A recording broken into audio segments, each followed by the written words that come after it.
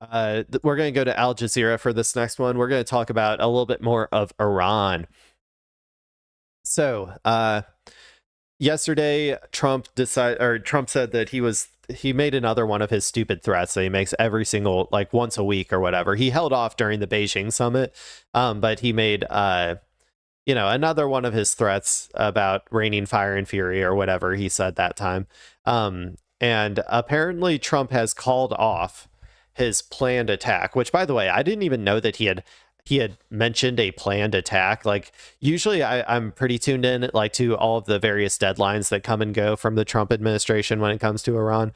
I don't even remember hearing about this one. So if it was out there, I guess maybe even the media is like, oh great, another Trump deadline. Like, okay, do we even need to report it at this point?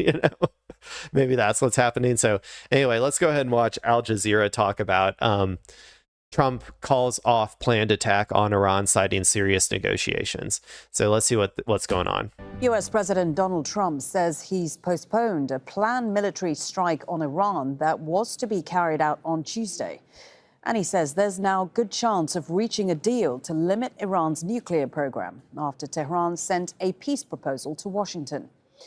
Posting on social media, Trump said he paused the attack at the request of Gulf states to allow for serious negotiations. Earlier, I'm going to read this whole thing real quick. I've been asked by the Emir of Qatar, Tamim bin Hamad Al Thani, the Crown Prince of Saudi Arabia, Mohammed bin Salman, and the President of the United Arab Emirates, Mohammed bin Zayed Al Nahyan, to hold off on our planned military attack on the Islamic Republic of Iran, which was scheduled for tomorrow, and that serious negotiations are taking place. So maybe he didn't even mention that before, that this was like some attack that was planned. Maybe he's just now mentioning it. Okay. And that, in their opinion, as great leaders and allies, a deal will be made, which will be very acceptable to the United States of America, as well as all countries in the Middle East and beyond. The deal will include, importantly, no nuclear weapons for Iran. Based on my respect for the above-mentioned leaders, I have instructed Secretary of War Pete Hegseth, the chairman of the Joint Chiefs of Staff, General Daniel Kane, and the United States military, that we will not be doing the scheduled attack of Iran tomorrow, but have further instructed them to be prepared to go forward with a full, large-scale assault of Iran on a moment's notice in the event that an acceptable deal is not reached. Thank you for your attention to this matter, President Donald J. Trump. I mean, I don't think that we're going to attack tomorrow regardless. If this, I don't know, this was from yesterday, I guess, so today. I didn't think that they would attack today because today's Tuesday? Yeah, today's Tuesday. The markets are out there protecting us, people. The markets are out protecting us. They would never attack. They don't want to anger the markets. So I think that, if they're going to attack, it'll probably be Friday. I would also be careful, though, because, this could be a classic Donald Trump pump fake where he's like, yeah, we're negotiating for real this time, and then he's gonna start attacks again. I really don't know where this goes at this point, because the only feasible thing that I see happening is that Donald Trump goes back into airstrikes, like same thing that we were doing before. That's the only way that I really see this continuing, because I've just grown to accept that I don't think Donald Trump has the stomach for a full ground invasion. At first I thought he did. Or at first I didn't necessarily think that he wanted to, but I thought that he would feel forced into by the foreign policy blob and government that wanted to, who had been planning this war for like 30 years. Like, I thought that he was going to just kind of inevitably fall into that trap, but it seems like he does have some real hesitancy, and this is one of those situations where he's doing something that is like a surprise to me, in the same way that, like, when he abandoned his fruitless war against the Houthis, I was a little bit surprised, because the foreign policy establishment, like, will just continuously push for indefinite continuous airstrikes. And so when Trump just decided to tuck tail and run, I was like, wow, okay, so he does occasionally do something different. So but yeah, I don't think that he's going to just do that same thing though here. I don't think he's going to unilaterally withdraw, because I think that it's too obvious to the vast majority of people that would be a complete and total failure, and like, and it would look really bad for him. So like that's what makes me think that he is going to probably get back into like airstrikes at least at some point. But I don't know, man. It's so hard to tell at this point. If he does do it though, I think it'll be on a Friday night or a Saturday morning, probably. But yeah. The president had warned the clock was ticking for Iran to make a deal. Other countries have come to me and they've said we were getting ready to do a very major attack tomorrow. I've put it off for a little while, hopefully maybe forever, but possibly for a little while, because we've had very big discussions with Iran, and we'll see what they amount to. I was asked by Saudi Arabia, Qatar, UAE, and some others if we could. Is that Mark Cuban? Am I wrong? That looks like Mark Cuban. I could be wrong though.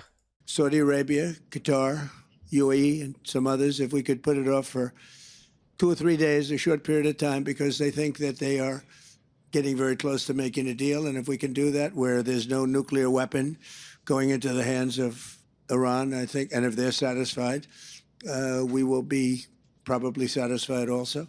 Okay, let's take it on its face, right? Let's take it on its face that those people actually came to Donald Trump and asked him to hold off on any sort of attack, right? What does that mean? If that is the case, what does that mean? It means that I don't think that they have the stomach, the Gulf states, I don't think have the stomach to accept the inevitable retaliation that they are expecting if America goes back into a hot war. Because Iran has proven incredibly capable at hitting these Gulf states like hard in retaliation for America's, war of pedo aggression. So even if this is the case, if they are actually behind the scenes lobbying him to like not go into a hot war, guess what? That's also a huge fat L for Donald Trump, because that means that they don't think that you Donald Trump, they don't think America is capable of protecting them from Iran, which is just a blatant admission of Iran's supremacy in the region. That nobody can stop them. Nobody can force them into anything they want. That Iran is the hegemon of the region, and nobody, not even Israel, is capable of preventing Iran from doing what Iran wants to do. So I don't know. That's not a good admission to make, even just on its face, I think, but. Or it looks incredibly weak. Iran's president says Tehran is willing to engage diplomatically with the United States, but not at the expense of its sovereignty. In a post on X, Masoud Pezeshkian wrote, Iran's engagement with other countries would be conducted with authority and dignity and should not be seen as a sign of weakness or concession. He went on to say Iran won't give up on the nation's fundamental rights, even while remaining open to talks. Pezeshkian added that Tehran would continue to pursue its interests and national dignity through a combination of dialogue and firm resolve. Let's go to our correspondent Rasul Sada, who is live for us in Tehran. Rasul, so what are the Iranians saying about where things stand diplomatically? Well, so far, we see that there is still a significant difference in the positions of the negotiating parties here. So Iranians saying that after the USA rejected the Iranian 14-point proposal, then they had some demands, and that demands have arrived to Tehran through Pakistani mediators, and Iran made some of the amendments, and the response was given to the Pakistani mediators to be conveyed to Washington. However, here, so the latest statement is from Kazem Garibabadi, the Deputy Foreign Minister of the country, yesterday attending the National Security Commission of the Parliament. In that session, he simply said that Iran is not going to give up on its right of enriching the uranium. This is one sticking point that Americans are asking Iranians indeed to do. And according to American proposals, so Iranians must stop enriching uranium. Which is like, dude, the only reason that America is asking that is because he doesn't want to get a deal that is quote unquote worse than Obama's JCPOA. So he's trying to find some way, any way at all, to spin a win out of this. And so his idea is that as long as we get them to agree to like no nuclear enrichment, then that means we're technically better than Obama, which allowed like 20% nuclear enrichment, right?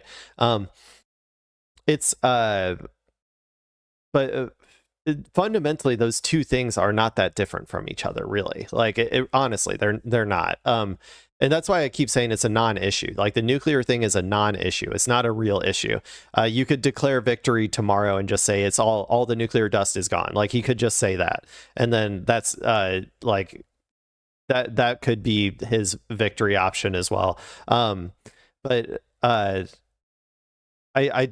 Iran, I don't think is ever going to agree to no nuclear, like civilian nuclear program. I just don't think they're going to agree to that. So to some respect, I think America is going to have to. I also have always like believed that the nuclear portion of the deal is the one thing that Iran is like willing to negotiate on. I think the rest of it though is pretty set in stone of what they want. And so I don't know. I don't really. I don't really see how this gets resolved diplomatically, if I'm going to be honest. I don't know if it until America realizes that it can't afford to keep this up. Like, I don't really see how this gets resolved diplomatically. Like, and America just like takes a big fat L. Like, I think that's the only way this ends up getting resolved, because America is still pretending, it's still coping and pretending like it has as much military might and power as it did 50, 60 years ago, when it just doesn't. It doesn't have the capability. It isn't able to project power in the same way, and it's not able to militarily defeat Iran. So there is like that fundamental mismatch between reality and the positions that Donald Trump is asking for is just set to like lead to extended hostilities, which is why I still think this is going to go on for a while, at least until the world market starts like going like crazy, which I think will be maybe in the next like couple months or so. But it's going to keep escalating over time regardless, like how the energy markets look or whatever. So I don't know. I don't know. We'll see. Uranium for the next 2 decades, and Iranians saying that is too long, they're not going to accept that. And then Iranians are saying, even before discussing our nuclear program, there must be an end to the war at all fronts, including Lebanon. And Americans are not giving that guarantees. They're saying, well, it depends on the course of the negotiations. And then, so Iranians are asking. That's a non-negotiable from Iran's perspective. The front on Lebanon being ceased, because if America is incapable of reining in Israel, which we all know that America is capable of doing it, but I guess if America is unwilling to rein in Israel, then there's no point. There's no point to having a ceasefire. If you cannot, rein in your attack dog, and that attack dog is just going to be running rampant around the region, trying to blow up every brown person they can find, right? Like then what is peace? There is no peace at that point. You need to show that America is able to rein in or willing to rein in Israel. So that is going to be non-negotiable. If I were Iran, I would ask for even more. I would ask for I would go nutty mode, honestly. I would say we're not ending this until Israel removes all 500,000 settlers from the West Bank. We're not ending our blockade on the world's energy supply until Israel formally recognizes the Palestinians' right to return, until they take down all of the walls around Gaza, until they allow free flow between Gaza and Israel, until whether they want to do a 2-state solution or a 1-state solution, until some solution is found to the Palestinian conflict that allows the Palestinians to live in peace and dignity, until Israel fully withdraws from Syria, until Israel fully withdraws from Lebanon, until Israel pays back $100 billion of reparations to Iran, Lebanon, even more, maybe $200 billion of reparations to the Palestinians, like, just tons and tons of like that. Those would be all the things that I would probably ask for.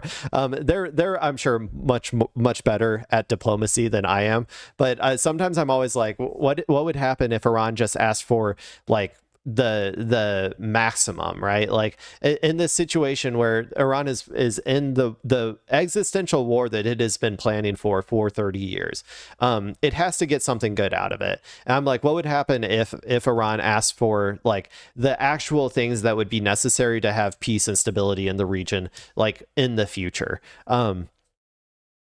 Now, would they be able to get all of those? I don't know. I think, in a couple months, in a few years, with all of the world's energy being completely blockaded by Iran and only Iran being able to sell energy to China or whatever, wherever they want to sell energy for the future, where there's rolling blackouts, where Europe is unable to power itself, where they have to, where it essentially just becomes like Cuba, right? Like the current Cuba situation all across the world in all of these Western countries. Would Iran be able to finally get peace in the Middle East by reining in Israel with some tough negotiations? I don't know. But like I said, they're a lot smarter than me. They know what they're doing when they're negotiating. So, I would say that they maybe my strategy wouldn't work, but I do sometimes wonder what would happen if they did that. Americans to lift the American blockade over the Strait of Hormuz. And so that is not being guaranteed by the United States. So the United States is asking Iran first to reopen the Strait of Hormuz. So Iranians are also insisting on the compensation of the war and for the damages that has incurred during the war. And Americans are definitely not interested even into that. There will be no compensation. Then Iranians are asking Americans to return Iranian frozen assets and properties. So what we hear in that Americans have shown a little flexibility there, saying that 25% of that could be returned to Tehran. And then there is another demand, which is a regional one. Iranians are also asking the American forces to be withdrawn from the whole region, particularly from the GCC countries. And finally, Iran. Yeah, I mean, they've already accomplished a lot of this militarily. Like I said before, all of those bases are basically empty at this point. So they're just saying, don't bring your troops back. That's a part of it. Like, your troops aren't allowed to come back to the region. Those bases are now historic relics that these Gulf state countries can talk about in their history books or take field trips to. Like that's probably like what. I mean, like I said, they've already accomplished that. So they're going to want more than that in the future, like as a part of their negotiations, particularly from the GCC countries. And finally, Iranians are asking all the sanctions related to the nuclear file, the missile file, human rights violations, terrorism sponsorship, and so on. And that also is not being guaranteed by Americans. So that's why the talks are ongoing, but Iranians are very much expecting a new wave of war here in Tehran. Well, yeah, Iran is expecting that, and it is probably what I'm expecting as well. I think that Iran is just in such a better position than America at this point.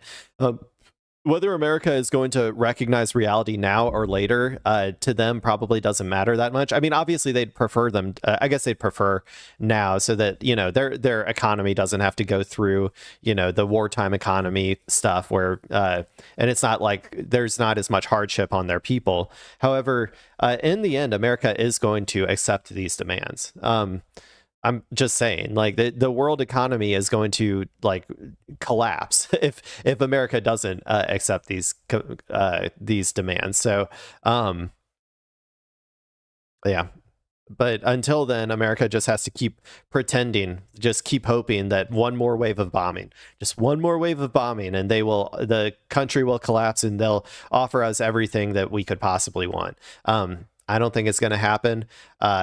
You went through 50% of your missiles in 6 weeks of war. So, like I said, you can go another 6 weeks, and then we would be completely empty on missiles. So, but we'll see what happens. I think Iran's right to prepare for a new wave of strikes, though. Rasul, as the standoff drags on, tell us about the impact this war is having on the economy and on ordinary people. Well, indeed. So there is a fragile ceasefire. However, Iranians, even if it's not the battlefield, in the market, they are feeling the impact of the war so practically. Every aisle, every shelf, every price tag in the market is a constant reminder of how the war is deeply affecting the daily life in Iran. So just to give some numbers, so in 1 month, sorry, in just 1 year, the solid vegetable oil price have jumped by 375%, the liquid oil over 300%, the imported rice over 200%, and point-to-point inflation, according to Iran Statistical Center, is 73.5%. So Yeah, I mean, those are hard things to deal with in an economy, but that's just like these are like just starting points of like entering into a wartime economy, like starting struggles and entering into a wartime economy.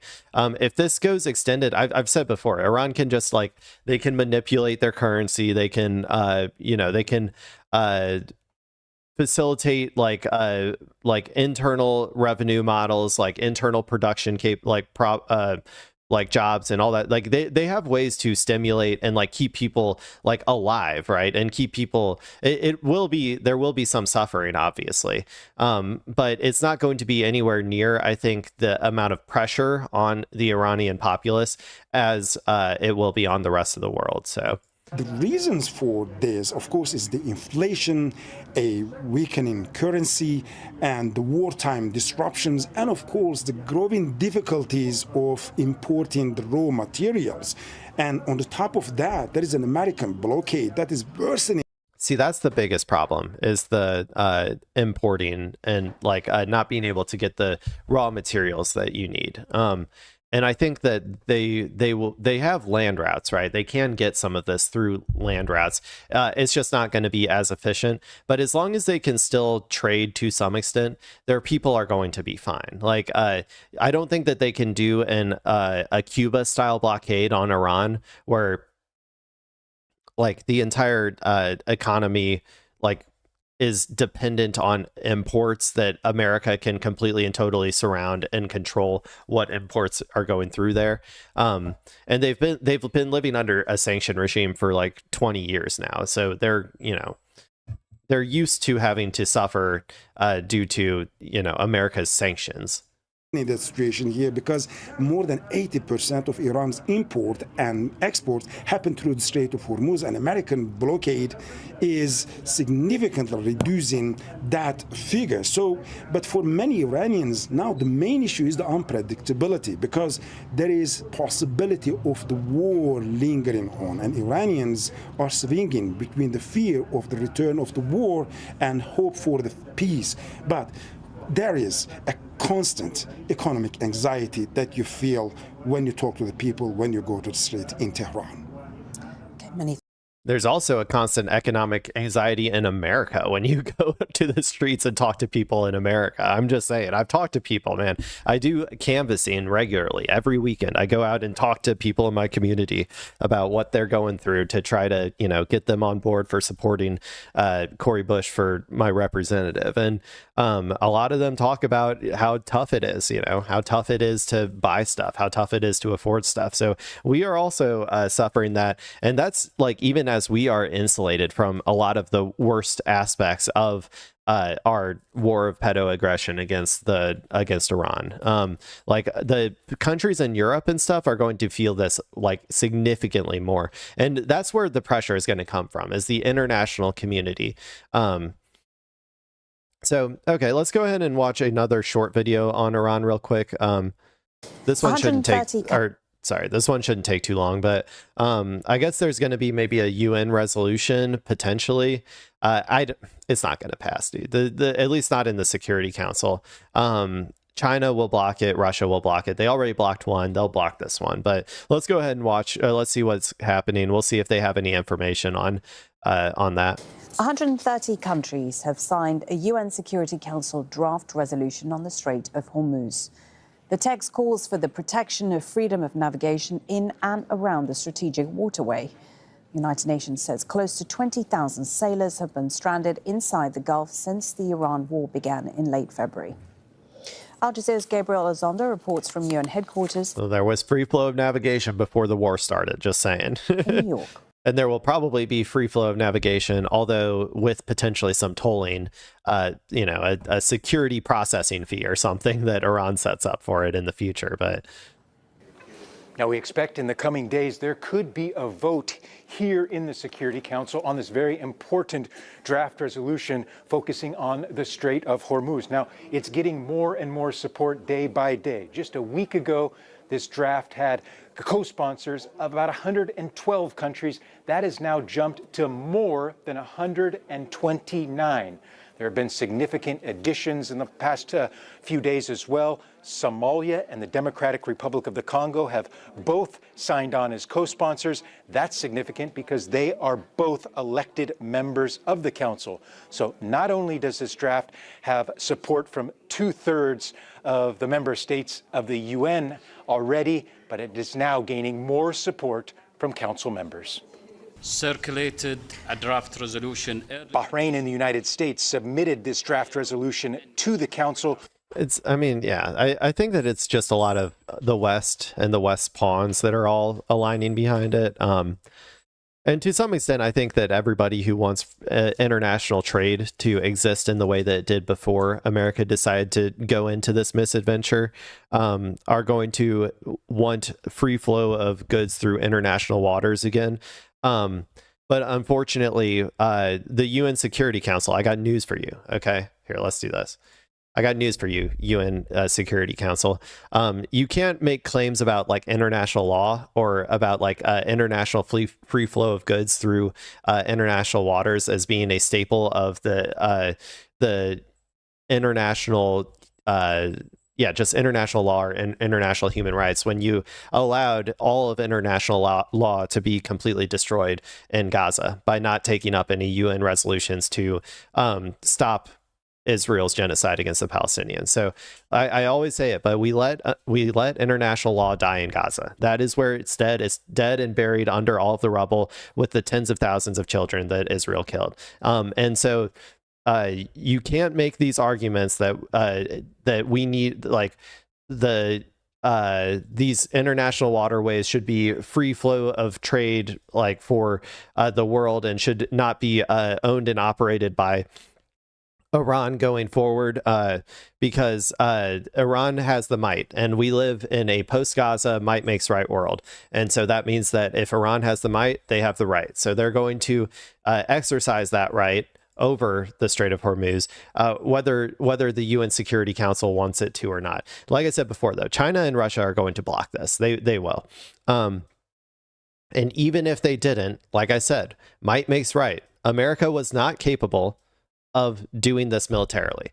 If America is incapable of opening up the water for international trade in the Strait of Hormuz on its own, then that means the entire world is not capable of doing it, because the entire world, the international police force that is supposed to implement these UN Security Council rules is essentially America. And America spends so much more ungodly amounts of money on their military than any other country. So if America can't do it, then nobody can. So like I said, it's a might makes right world. If you don't want to live in might makes right world, then maybe you should have stopped international law from dying in Gaza. That's my personal opinion. With Qatar, Saudi Arabia, the United Arab Emirates, and Kuwait joining them as principal sponsors. The resolution primarily focuses on freedom of navigation, but also aims to protect international waterways, commercial shipping, and energy supplies as well, all while focusing on the preservation of international law. Now, we expect these chairs to be full with ambassadors watching closely, particularly on Tuesday. Did you think they'd get more comfortable chairs, more comfortable looking chairs in the UN? It's like bleachers, man. Do you think they bring little cushions to put on there so their tushies don't get too sore? I would. We are hearing that the Security Council could be meeting in... No, what they need is like my chair, like a like street racer or like secret lab like gamer chair. Man, can you imagine? Can you imagine if all of these chairs were just like gamer chairs? That'd be sick, dude. That's what they should do. They should the secret lab should sponsor the UN. The UN they would be like, we'll give you all pristine gamer chairs to do all of your international law resolutions or whatever. That'd be pretty cool.